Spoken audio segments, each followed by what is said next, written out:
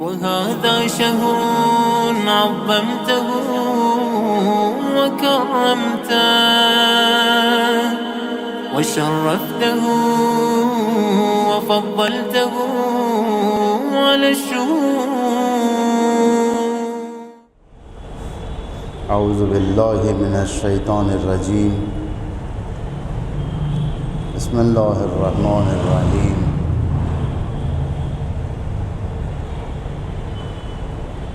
الحمد للہ رب العالمین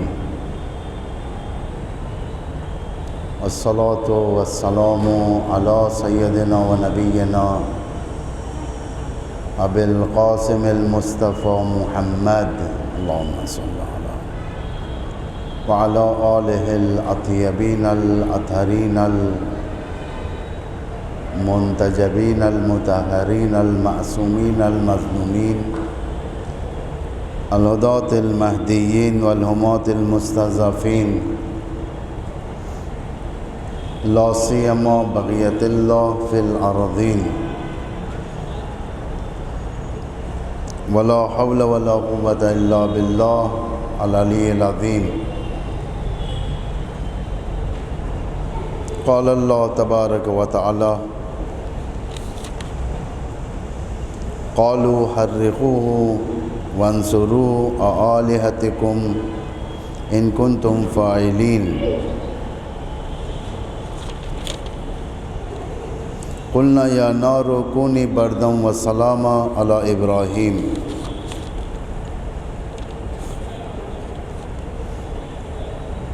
حضرت ابراہیم کے بحث میں سے جو مہم ترین پہلو تھا وہ تھا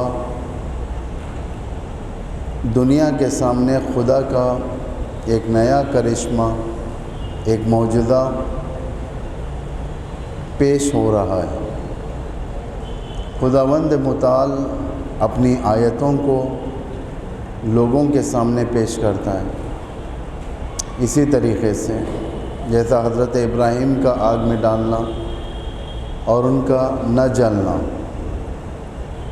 حضرت موسیٰ کے لیے سمندر میں راستہ بنانا، دریا میں راستہ بنانا،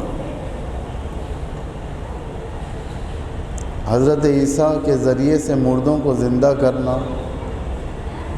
یہ وہ معجزے ہیں خدا کے جس سے تاریخ ثبت کرتی ہے. یہ معجزے اللہ اس لیے ظاہر کرتا ہے تاکہ لوگ دیکھ کر قدرت الہی کا اندازہ لگا سکیں. لیکن زمانہ ہمیشہ سے قاصر رہا. حضرت موسیٰ عصا پھینک کے زمین پر اژدہا بن گیا اور اژدہے نے سارے سانپوں کو نگل لیا تو لوگوں نے کہہ دیا کہ سحر عظیم، یہ تو کھلا ہوا جادو ہے. پیغمبر اکرم اگر کوئی معجزہ پیش کرتے ہیں تو لوگوں نے کہہ دیا کہ یہ ساحر ہیں، مجنون ہیں، نعوذ باللہ دیوانے ہیں. اولیاء اللہ، اللہ کے انبیاء اس طریقے کے الزامات اور گستاخیوں کو برداشت کرتے رہے. لیکن یہ معجزے فکر کھولنے والوں کی فکریں ضرور کھولتی تھیں. ایسا نہیں ہے کہ معجزہ صرف ہوتا ہے اور لوگ بھول جاتے ہیں، ایسا نہیں ہے. لوگ دیکھتے ہیں، لوگ سمجھتے ہیں، لوگ جانتے ہیں. خدا کی طرف سے معجزہ اور جادوگر کی طرف سے، جادو میں زمین آسمان کا فرق ہوتا ہے. اس کا اندازہ وہی لوگ لگا سکتے ہیں جو ایکسپرٹس ہوتے ہیں. جس طریقے سے موسیٰ کے سامنے کے جادوگروں نے جب دیکھا کہ اژدہے نے رسی کو نگل لیا ہے، سارے سانپوں کو نگل لیا ہے، قالوا آمنا برب موسیٰ و ہارون، انہوں نے کہہ دیا کہ ہم ایمان لاتے ہیں کس پر؟ موسیٰ و ہارون کے رب پر، جبکہ یہ مصر کے چنندے اور کافی قوی و پاورفل جادوگر تھے جنہیں چن کر لایا گیا تھا تاکہ موسیٰ کو شکست دے سکیں، کہ اس سارے زمین پر ان جادوگروں سے بڑھ کر کوئی نہیں تھا۔ اسی طریقے سے ایک معجزہ حضرت ابراہیم کے دور میں ہوا۔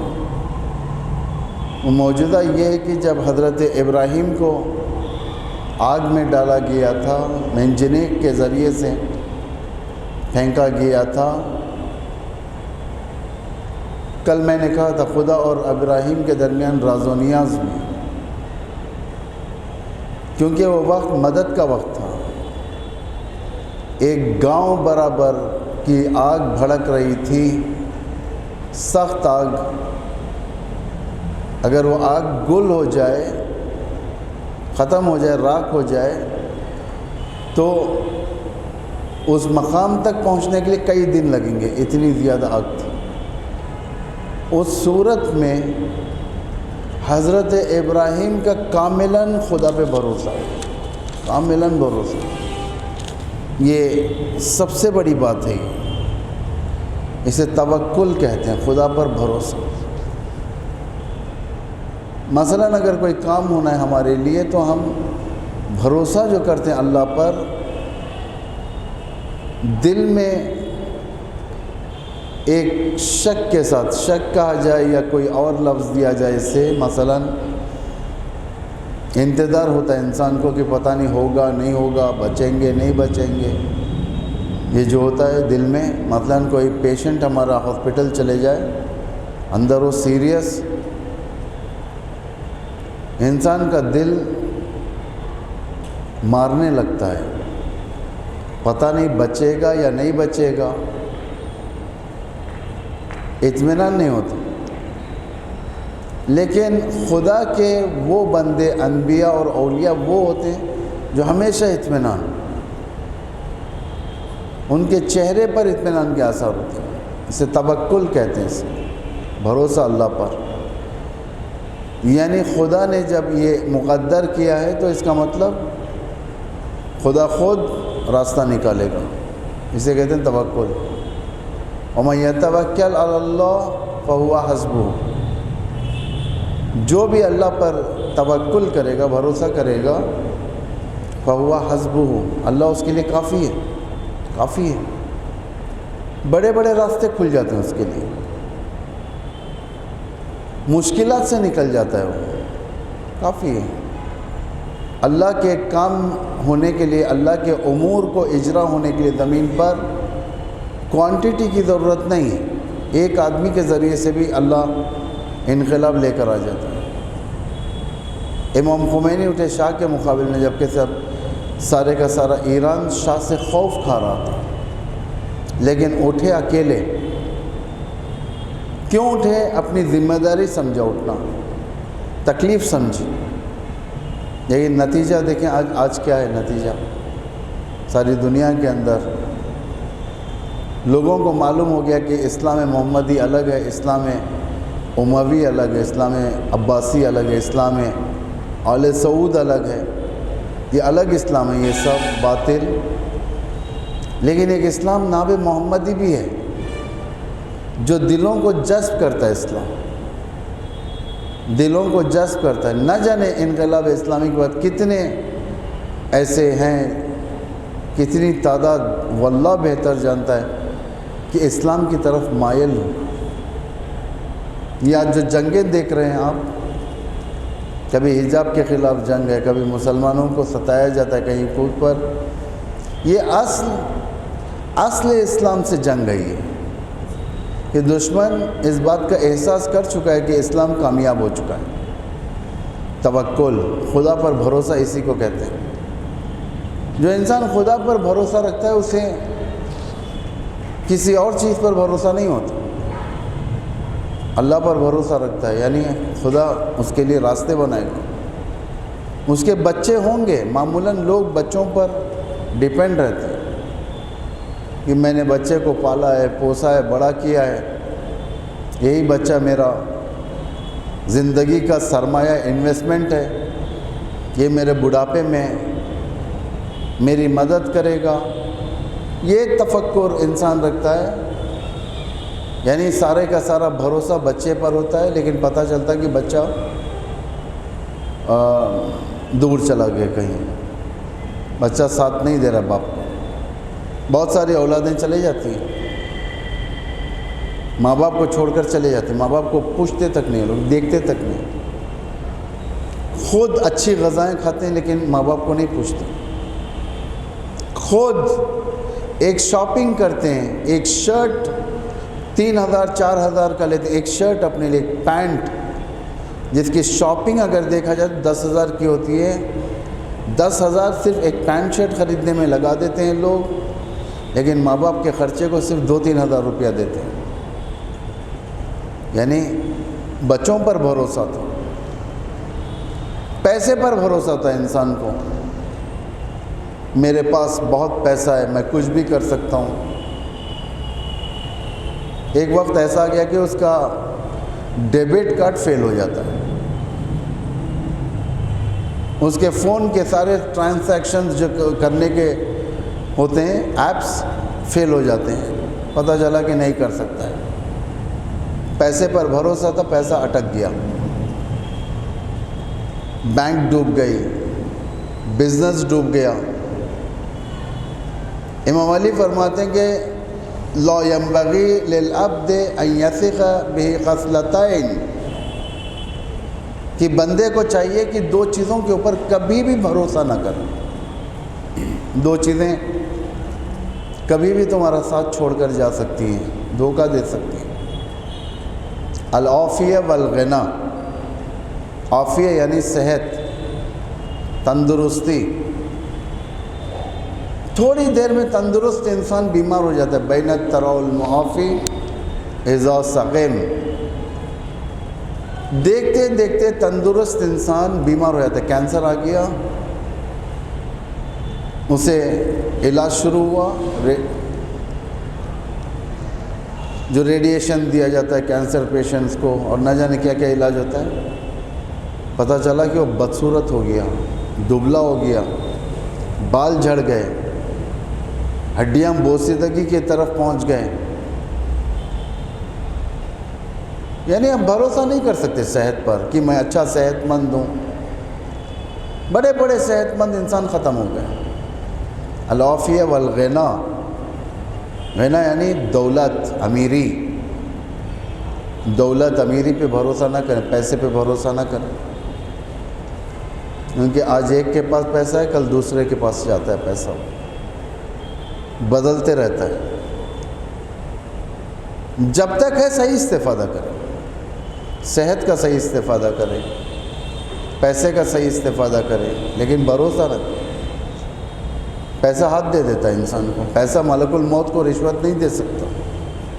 کلیکٹر کو جا کے رشوت دیتے ہیں، منسٹر کو دیتے ہیں، جج کو دے دیتے ہیں، پولیس کے بڑے کو دیتے ہیں، پولیس کو دیتے ہیں. چلتے پھرتے رشوت دے سکتے ہیں اپنے آپ کو بچانے کے لیے، لیکن موت سے نہیں بچا سکتے. فرشتوں کو نہیں دے سکتے رشوت.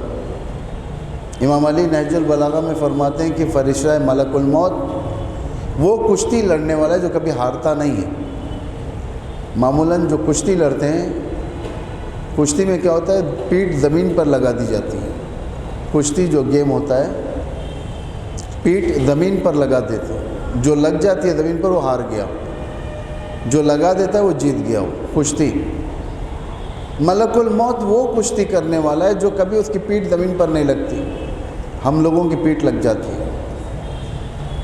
یعنی ملک الموت کو رشوت دے کر نہیں چلا سکتے آپ. انبیاء نہیں دے سکتے رشوت ملک الموت کو. پیسہ ہے یہ پیسہ.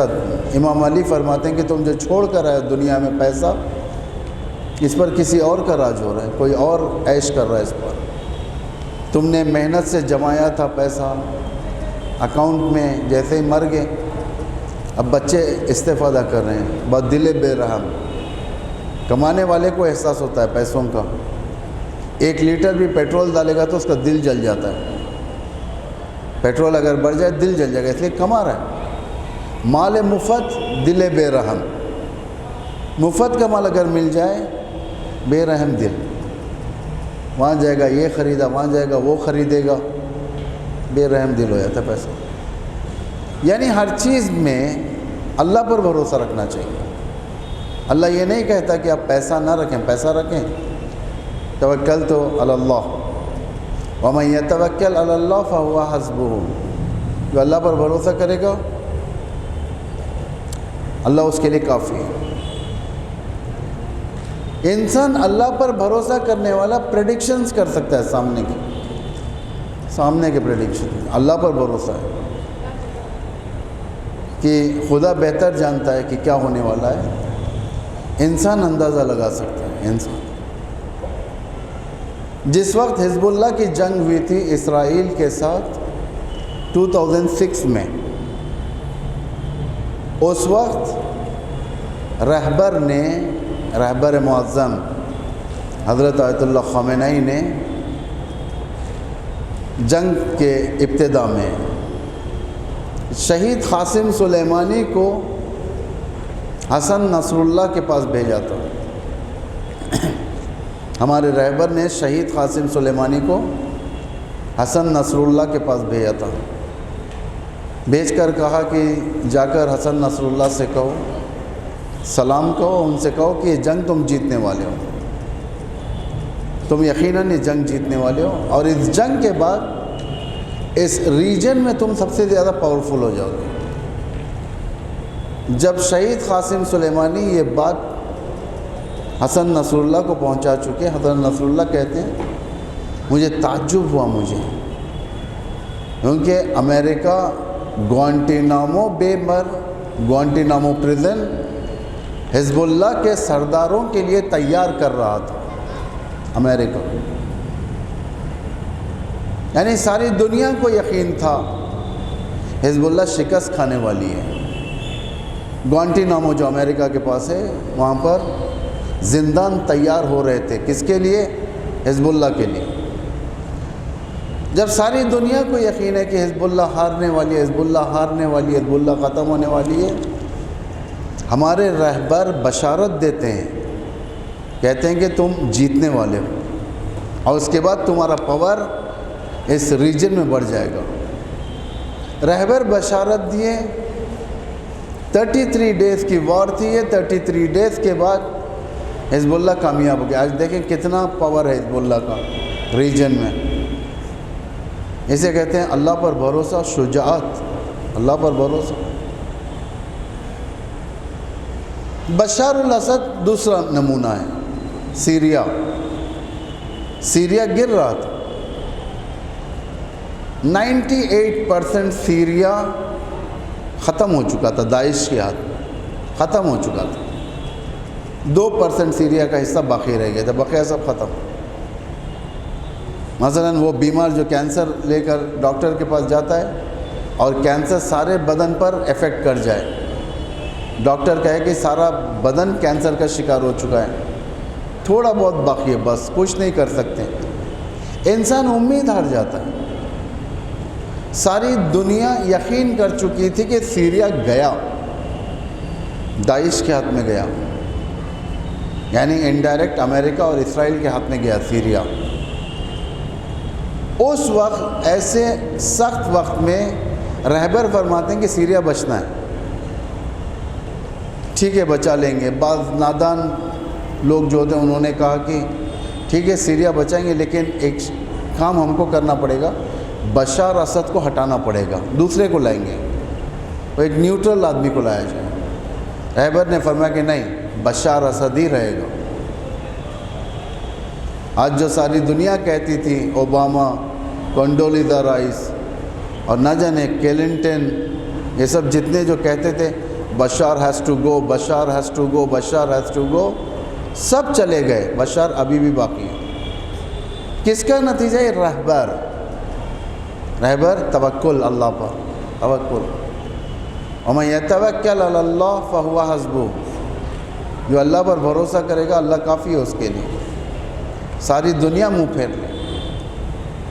سورہ توبہ کی آیت ہے یہ، آخری آیت، سورہ توبہ کی آخری آیت ہے۔ فَإِن تَوَلَّوْا، اے پیغمبر قُل فَإِن تَوَلَّوْا، پیغمبر کہہ دیجئے آپ اگر ساری دنیا تولو یعنی منہ پھیر لینا، اگر کوئی منہ موڑ لے تم سے، تمہیں تنہا چھوڑ دے، ان تولو فقول، تم یہ کہو حسبی اللہ، کہ اللہ میرے لیے کافی ہے، لا الہ الا ہو، نہیں ہے کوئی معبود سوائے اس کے، علیہ توکلتو، کہ میرا بھروسہ میرا توکل اسی پر، وہو رب العرش العظیم، کہ میرا پالنے والا عرش عظیم کا پالنے والا ہے، عرش عظیم کا۔ ڈیپینڈ ہوتے ہیں لوگ، کہتے ہیں کہ امریکہ کے بغیر چارہ نہیں ہے، جینا ہو تو اسی سے ملنا پڑے گا، فلاں لوگ جو دین کے نہیں ہیں، پیسہ ہے ان کے پاس، ان کے بغیر نہیں چل سکتا، نہیں، پروردگار ہے۔ پروردگار نے ابراہیم کو آگ سے سالم بچایا، جیسے ابراہیم کو پھینکا جا رہا تھا، ابراہیم کو یقین تھا کہ اللہ، یقین کامل۔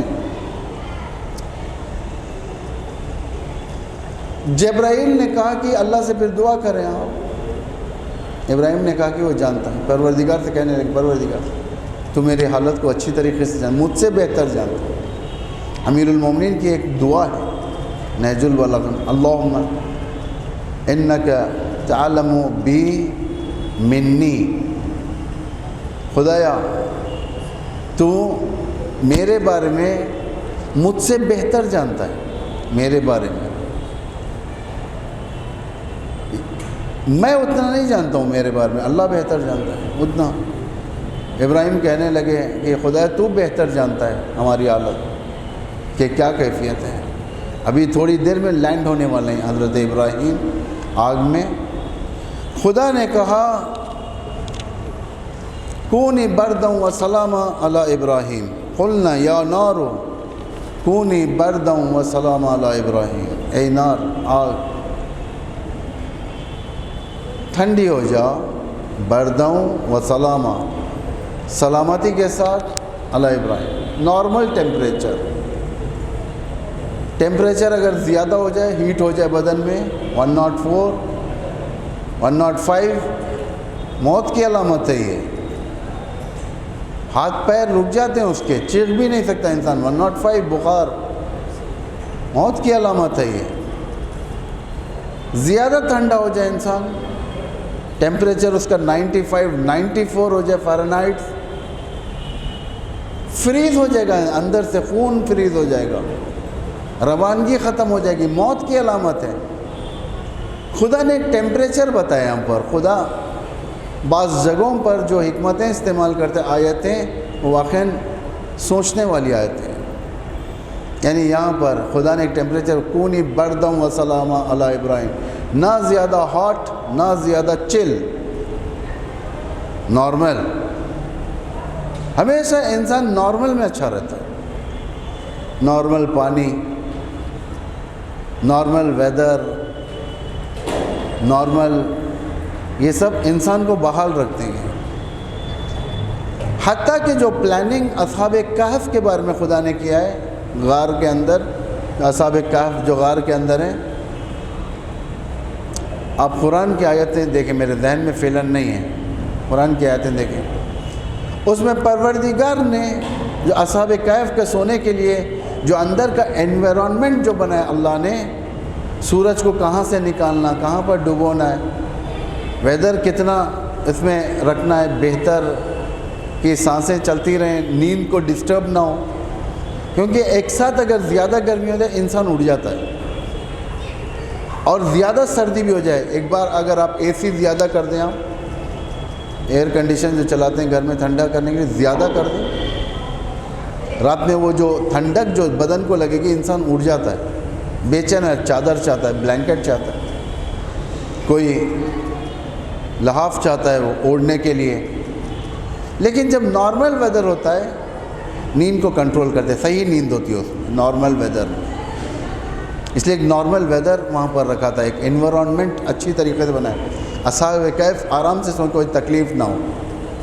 اسی طریقے سے حضرت ابراہیم کے لیے آگ کو ٹھنڈی کیا، لیکن کتنی ٹھنڈی کیا؟ سلامتی کے ساتھ، کونی بردم و سلام علی ابراہیم۔ اس میں سب سے بڑی چیزیں جو درس ہمیں ملتا ہے وہ یہ ہے کہ ایک استقامت۔ حضرت ابراہیم نے اپنی لائف کو مستقیم رکھا، استقامت، سٹرگل کیا، گیو اپ نہیں کیا۔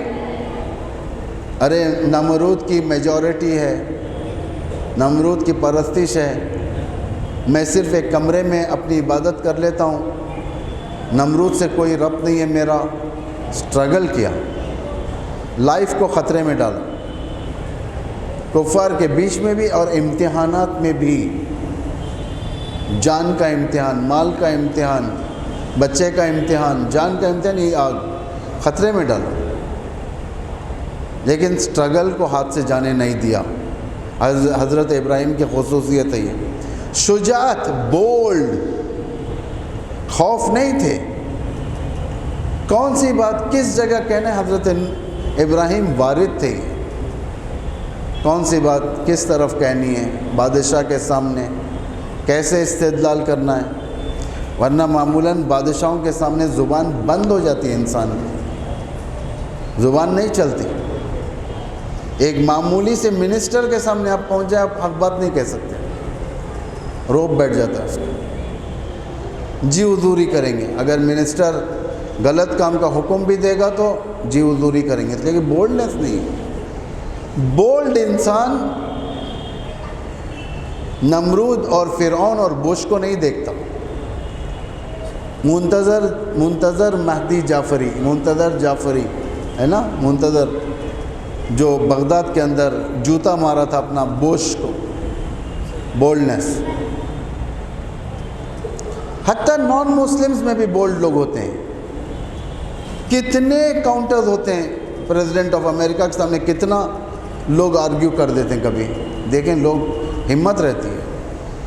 میرے خیال سے ہماری طرف یہ ہمت نہیں ہے، منسٹر کو کاؤنٹر نہیں کر سکتے، ڈر بٹھا کے رکھ دیا جاتا ہے، ورنہ اکثر جگہوں پر نہیں ہوتا، منسٹر کے سامنے طنز کرتے ہیں لوگ، بولڈنس دکھاتے ہیں۔ امام خمینی بولڈ تھے، شاہ دھمکی دیتا تھا، امام خمینی شاہ کو دھمکی دیتے تھے۔